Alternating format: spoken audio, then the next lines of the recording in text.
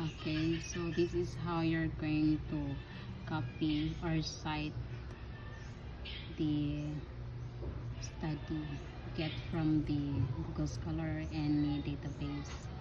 Example, you go to Google Scholar,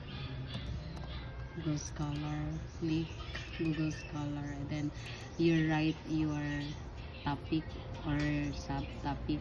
Example, bullying in schools. Okay, so here you can see many studies about bullying in schools. So you go to site, click, and then you can see the references in different format. Example, you're going to use EPA format, so you click that and then copy. Now you go to your document, then you write, copy paste there the EPA format citation. Example, that's it. Okay. Okay. You write here,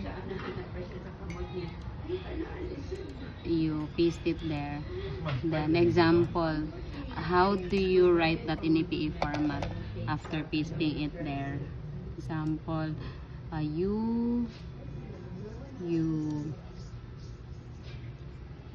highlight and then click control T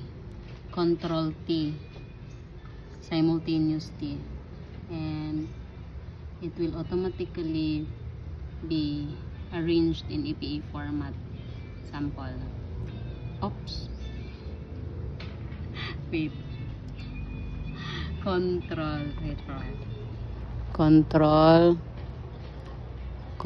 T. There. Okay, so it's already in APA format. That's how you should do it.